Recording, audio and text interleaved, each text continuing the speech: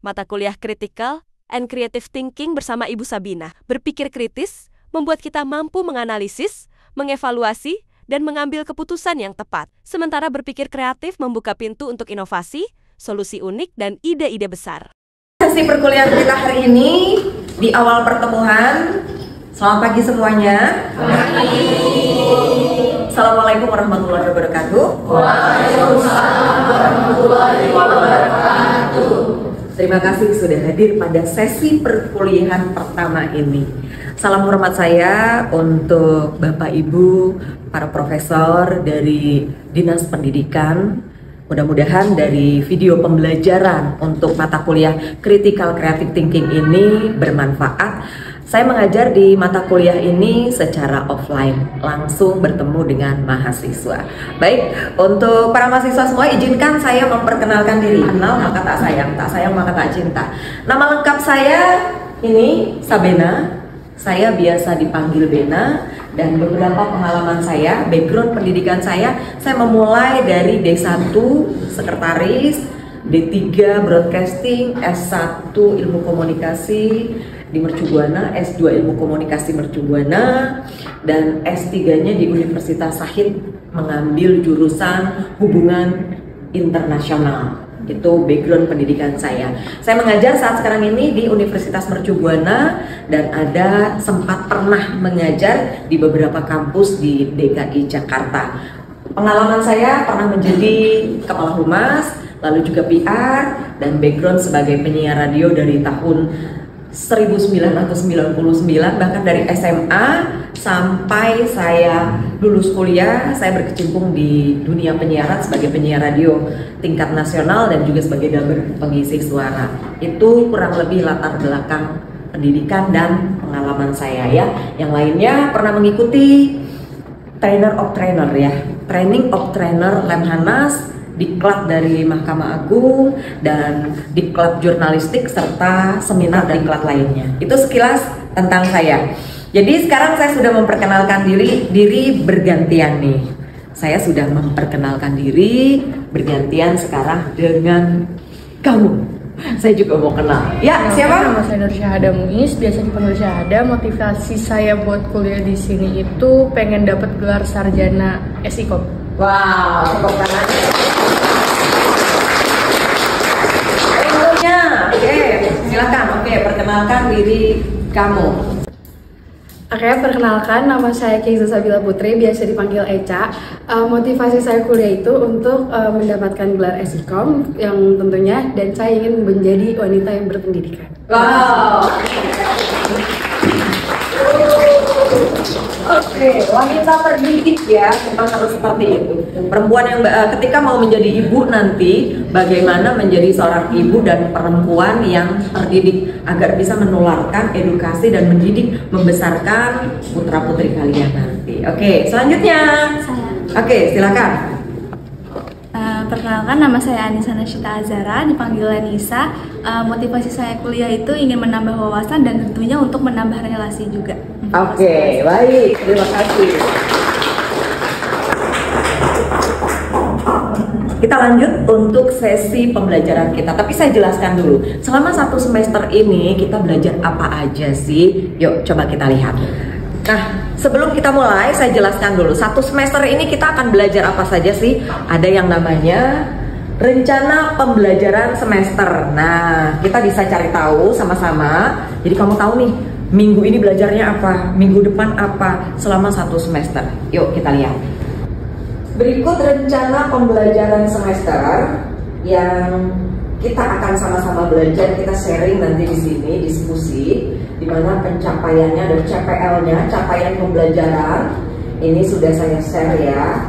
Berkontribusi dalam peningkatan mutu kehidupan bermasyarakat, berbangsa, bernegara, dan kemajuan peradaban berdasarkan Pancasila.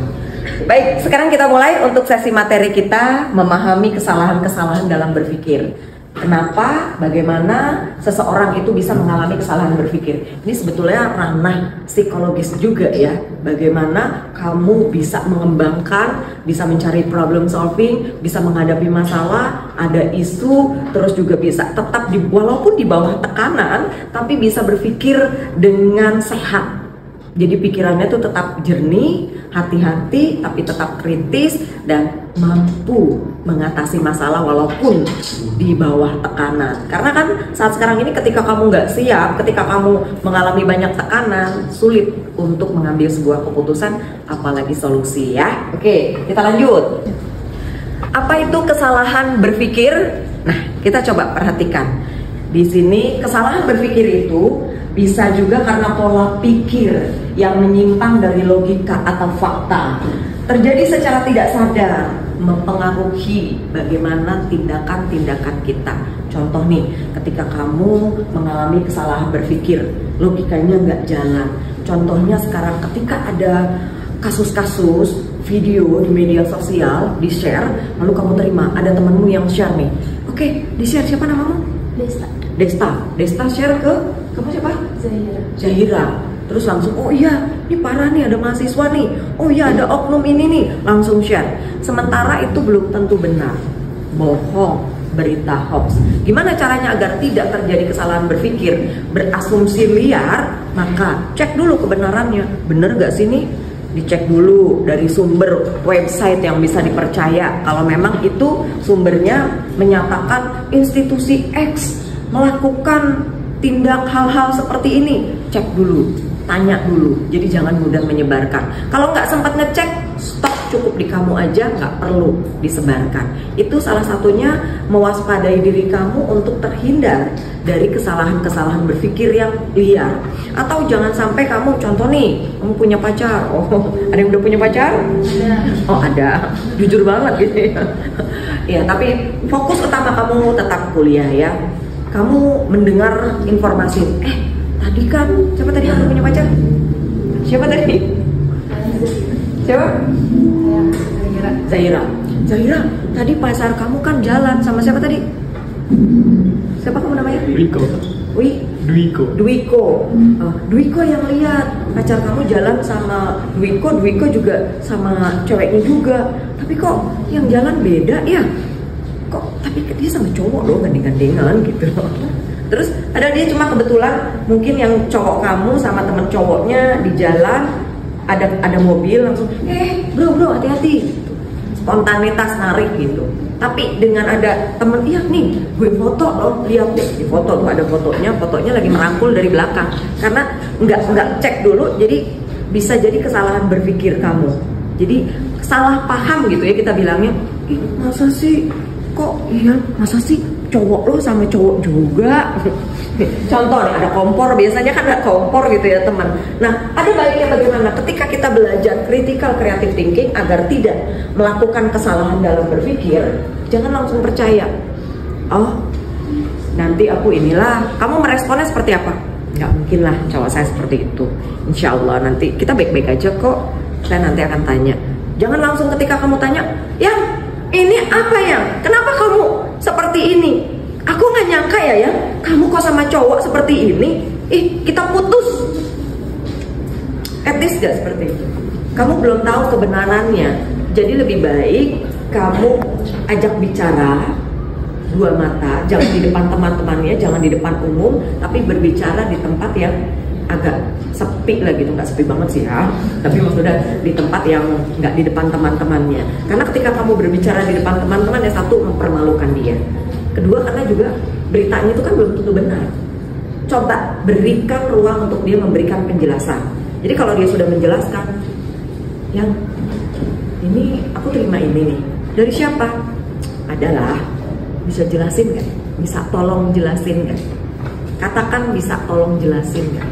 Terus beri dia kesempatan menjelaskan. Oh iya, tadi tuh aku lagi di jalan di depan sotok yang depan kampus, kebetulan tiba-tiba tuh ada motor kenceng sama ada mobil ya. Jadi si X itu narik aku langsung, aku nggak dengar dipanggil-panggil, jadi tiba-tiba dia spontan narikin gini aku loh ya, biar aku nggak kena. Untung aja aku ditolong sama dia. Kalau enggak kan aku nggak tahu deh, mungkin tuh aku udah kecelakaan karena motornya tadi kenceng banget ya. Duh, aku jadi gimana ya, sampai sekarang aku masih lemes loh ya. Makanya tadi maaf ya kalau aku agak-agak diem aja sama kamu. Is it clear? Ya. Jadi ketika kamu coba berpikir jernih, memberikan ruang untuk dia menjelaskan, dan kamu dengan kepala dingin ya, itu bisa selesai. Tapi ketika kamu sudah tidak bisa berpikir dengan jernih, bukan tidak mungkin, akhirnya hubungan kamu rusak, kamu salah paham, yang sebenarnya cowok kamu nggak salah, nggak ada tuh yang diisukan seperti itu. Itu salah satu bagaimana ketika kita bisa memiliki kesalahan berpikir, pola pikir menyimpang dari logika atau fakta, karena faktanya nggak seperti itu. Jadi pentingnya kita tenang, lalu memberikan ruang untuk diri kita sendiri juga bisa berpikir dengan logika, bukan dengan emosional. Ketika segala sesuatu memang sih namanya pacaran suka cemburu kan? Siapa yang pernah cemburu? Oh pernah, sama saya juga pernah cemburu. Manusiawi. Untuk itu jangan dikendalikan oleh emosional, oleh rasa cemburu yang membabi buta, tapi berikan ruang untuk diri kamu bisa wise, gitu ya. Salah satunya beberapa hal bagaimana juga terjadi secara tidak sadar mempengaruhi keputusan. Kalau sudah emosional, kita bisa menjadi nggak sadar. Kita nggak bisa lagi bermain logika. Yang ada emosional. Ketika emosional sudah menguasai diri kamu, rasa cemburu sudah menguasai diri kamu, apa yang terjadi? Apakah cowok kamu bisa menerima dengan tuduhan? Atau kamu langsung, udah gak percaya lagi sama kamu, langsung tulis chatting, kita putus. So what gitu loh. Dia bingung, nih gak ada petir, gak ada hujan, tiba-tiba putus. Kenapa? Aku butuh penjelasan. Tidak perlu penjelasan. Wih, belum. Aku tidak perlu penjelasan. Yang jangan gitu dong, yang kenapa sih? Ada apa sih? Ayo kita ketemu dulu. Aku jelasin ada apa. Aku udah gak percaya sama kamu lagi. Udah gak percaya sama kamu lagi. Sudah tidak perlu penjelasan kamu dan aku gak perlu menjelaskan. Aku bilang ya sekali lagi ya yang ya, kita putus. Sedih banget gak sih?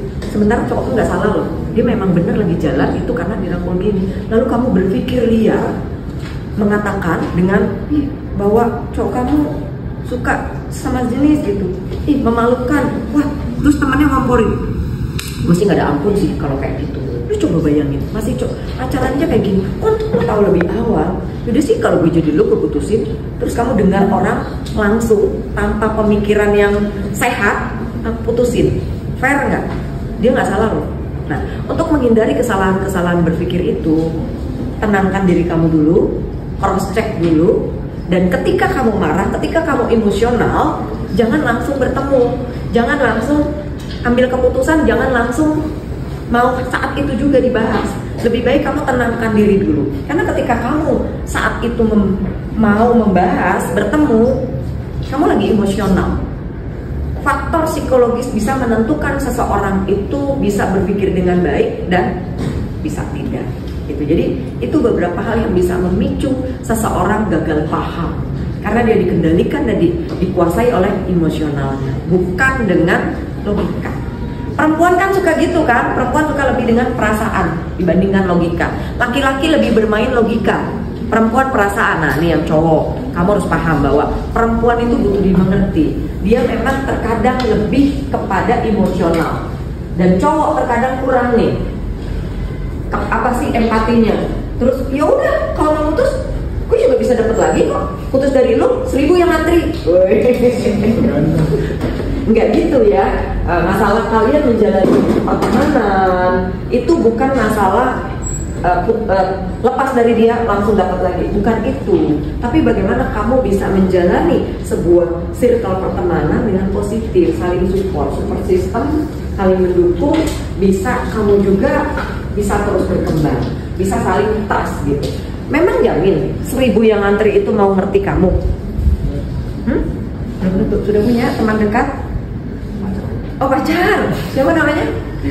Jeffrey. Pernah ada masalah? Pernah. Salah paham? Pernah. Terus gimana cara? Pernah nggak mengalami seperti yang saya jelaskan tadi? Pernah. Terus solusinya ya kita ketemu secara langsung terus ngobrolin baik-baik. Oh gitu. Terus langgeng sekarang? Oh keren. Kuncinya Jeffrey, tadi yang saya sudah bilang ya, jangan pernah kamu berusaha menyelesaikan masalah di tengah kamu sedang emosi. Jangan pernah kamu berbicara atau berusaha untuk mendiskusikannya di saat kamu sedang emosi. Bukan diskusi jadinya, tempur kalau lagi emosi. Ya, dinginkan dulu pikiran kamu, jadi bisa berpikir logika. Bukan hanya laki-laki memang harusnya dengan logika, ya. Tapi ada laki-laki juga yang memang bersifat orangnya itu apa ya, dia butuh, laki-laki itu butuh didengar. Laki-laki itu butuh validasi, butuh dihargai. Jadi kalau dia bilang, "Ya, aku jelasin, kita ketemu dulu, dengerin dulu. Aku nggak perlu, kamu tuh memang nggak pernah becus ya jadi cowok. Kamu tuh nggak seperti si X loh." Cowok nggak suka dibanding-bandingkan. Harga dirinya hancur. Dan seketika walaupun dia mencintai kamu, ya bucin, bisa saja pada akhirnya dia meninggalkan kamu. Karena dia merasa harga dirinya diinjak-injak, terkoyak gitu ya. Itu salah satu penyebab. Ada beberapa jenis kesalahan berpikir, fallacy-nya. Seperti kita juga harus bisa hati-hati. Jangan sampai tadi kisahnya tentang pacar kamu, jangan suka menyerang pribadi ya. Ketika kamu berdebat, ngobrol sama dia, ini ketika kamu beradu argumen, iya aku butuh penjelasan sama kamu. Kamu tadi sama siapa? Kenapa? Kamu tuh ya memang dasar kamu udah ceking, dasar kamu tuh gak bisa bertanggung jawab. Kamu tuh gak seperti si cowoknya dia ya, yang bertanggung jawab. Jangan pernah menyerang secara pribadi. Ketika kamu menyerang secara pribadi, itu sudah tidak etis. Ya, sama. Ketika di kelas juga lagi berdebat, jangan menyerang secara pribadi. Serangan secara pribadi itu tidak profesional. Tapi coba menggunakan argumentasi. Ya, contoh tadi kamu salah paham. Ya, tadi kamu jalan sama ini kan, kamu dirangkul-rangkul kan? Aku udah tahu deh. Jangan kamu berpikir aku tuh bodoh ya. Aku tuh nggak sebodoh itu ya. Iya, kalau kamu memang nggak sebodoh itu, terus kenapa kamu langsung percaya? Tapi harusnya bicara baik-baik, komunikasi secara asertif. Komunikasi secara asertif itu tidak menghakimi, tapi memberikan peluang untuk dia menjelaskan dan kamu mendengarkan serta berbicara di tempat yang memang selayaknya, bukan di tempat-tempat ramai, di depan teman-temannya mempermalukan. Itu tidak seperti itu tidak elok, tidak asertif. Asertif itu bagaimana kamu memberikan ruang, menjelaskan, ya, mendengarkan dan tidak mempermalukan serta tidak menyerang pribadi. Ya, itu untuk bisa membangun bagaimana berpikir kritis, kreatif dan juga bisa menyelesaikan dari masalah. Oke, sekarang untuk tanya jawab ya, kalian boleh bertanya, kasih saran, kasih masukan setelah paparan materi tadi yang sudah saya sampaikan. Oke, sekarang siapa yang mau bertanya? Oke, baik, ini dulu ya. Aku mau nanya. Agak boleh lebih keras sayang suaranya? Mau nanya, bisakah orang yang memiliki mental block menjadi produktif dan kreatif? Oke. Bisakah orang yang mempunyai mental block bisa berpikir kreatif dan produktif? Oke, kita kasih kesempatan penanya berikutnya dulu, nanti saya jawab sekalian. Yuk, selanjutnya tadi sini. Ini, oke. Perkenalkan, nama aku Desta Salsa. Pertanyaannya itu, bagaimana syarat orang bisa menjadi pribadi yang lebih produktif lagi? Perkenalkan, nama saya Dwiko Divanto. Pertanyaan saya adalah, apakah dalam menciptakan ide kreatif ada kode etik yang perlu diperhatikan? Oke, kita lanjut ke penanya-penanya berikutnya. Tambah semangat, ditepuk tangan dulu dong buat kita. Oke, baik, selanjutnya. Perkenalkan, nama saya Marsyanda. Aku mau nanya, di mata kuliah Creative Critical Thinking ini, mahasiswa targetnya itu bisa apa saja? Oke, sekarang selanjutnya. Tadi cewek dia udah tanya, cowok ada satu. Siapa lagi? Kamu? Oke, sebutkan namanya. Perkenalkan, nama saya Muhammad Zaldi Arya Putra. Saya mau menanya, kenapa terkadang suka timbul kesalahpahaman dalam problem solving atau menyelesaikan suatu masalah? Oke, baik. Nanti saya jawab sekalian ya. Siapa lagi? Perkenalkan, nama saya Nurgaita Putri. Di sini saya ingin bertanya, berapa lama proses yang dibutuhkan supaya bisa menjadi pribadi yang inspiratif, khususnya dalam berkontribusi pada era digital saat ini? Terima kasih. Oke, ini semakin seru nih. Kelas kita seru ya. Siapa lagi? Saya beri kesempatan yang mau bertanya. Saran? Oke, boleh, silakan. Silakan. Bagaimana dalam menyikapi suatu kasus agar dapat menemukan solusi yang tepat dan efektif dalam langkah-langkah problem solving? Nah, gini, tadi ada yang tanya mental block. Tadi siapa yang tanya mental block? Oke, gini. Mental block itu sebetulnya gangguan psikologis ya, dimana seseorang yang biasa mampu mengerjakan tugas-tugasnya, segala sesuatunya. Contoh, dia biasanya rajin, dia biasanya kreatif, tugas-tugas biasanya cepat diselesaikan, dia biasanya pinter gitu, dia biasanya suka datang, aktif di kelas, tapi tiba-tiba dia nggak mau ngelakuin itu semua. Jadi seperti ada perintah gitu dari otaknya, udah stuck, dia malas aja nggak ngapain. Pernah nggak mengalami itu? Nah itu, ketika itu terjadi, itu namanya salah satu mental block. Siapa yang bisa terkena mental block? Siapapun bisa, saya juga bisa ya. Jadi orang ciri-cirinya yang terkena mental block itu tiba-tiba aja dia nggak mau ngapain. Biasanya dia rajin gitu, buat novel atau buat konten, biasanya rajin live streaming untuk konten, ide-idenya selalu ada, tapi udah tiba-tiba aja dia nggak mau. Bukan dia nggak kreatif, bukan dia stupid gitu, bukan, tapi ya udah nggak aja, dia nggak mau ngerjain aja, nggak bisa gitu, lagi nggak bisa ngerjain. Jadi seperti perintah otaknya stuck. Kira-kira apa penyebabnya? Penyebabnya adalah salah satunya bisa jadi karena di rumah dia berada dalam lingkungan toxic people. Mungkin orang tuanya, keluarganya ribut terus, kakaknya ribut terus, jadi dia merasa terganggu pikirannya. Itu salah satu penyebabnya. Yang kedua, jadi dia nggak nyaman gitu ya. Yang kedua dia itu kurang tidur. Kurang tidur bisa menyebabkan seseorang mengalami gangguan mental block. Terus juga last minute, mengerjakan sesuatu last minute. Contoh, diminta, ini kamu tolong kerjain tugas adekmu ya, nanti 1 jam selesai ya. Itu juga membuat under pressure, tekanan, kamu terkena mental block. Jadi sesuatu yang last minute itu bisa menyerang seseorang, membuat orang secara psikologis itu terganggu. Ya. Terus apalagi?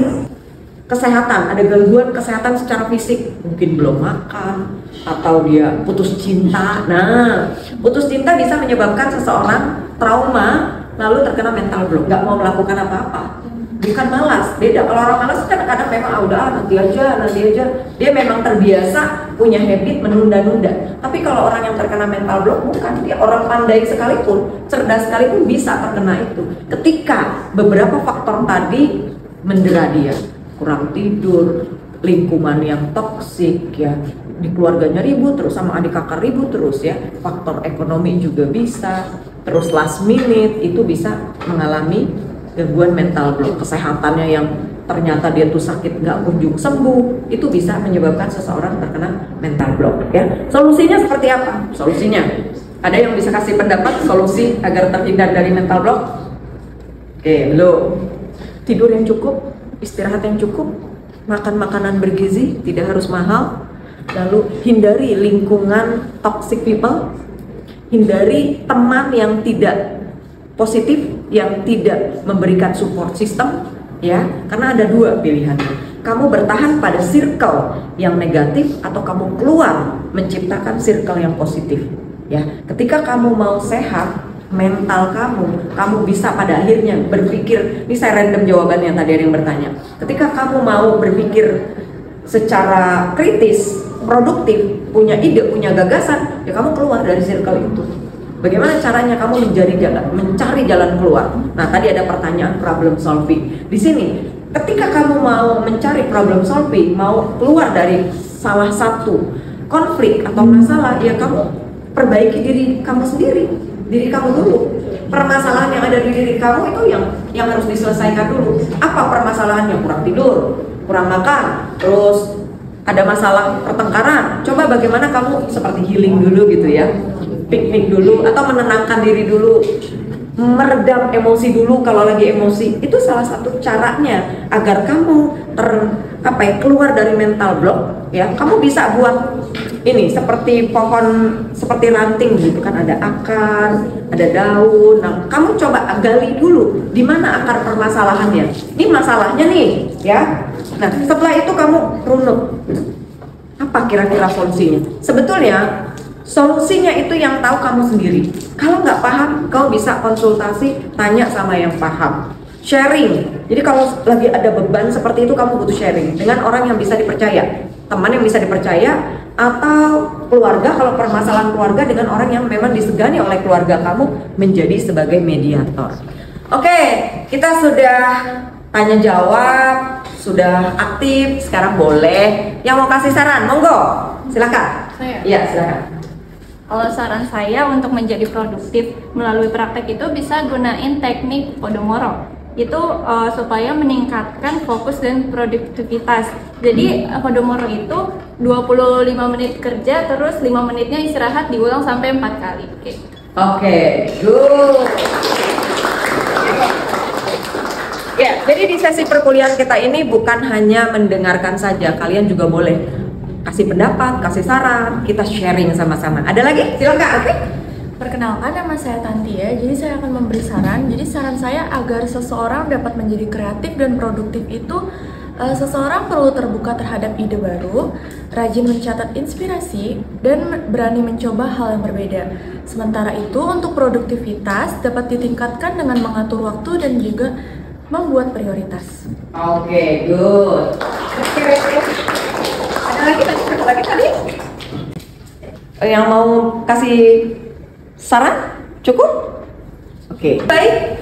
Terima kasih untuk sesi pertemuan kita hari ini. Cukup. Tadi sudah saya sampaikan beberapa hal-hal yang perlu kamu baca juga. Saya share di grup chatting WA kelas kita ya. Terima kasih sekali lagi untuk sesi perkuliahan kita hari ini. Mohon maaf kalau ada yang kurang berkenan. Sampai ketemu lagi di Kamis depan. Wassalamualaikum warahmatullahi wabarakatuh. Waalaikumsalam warahmatullahi wabarakatuh.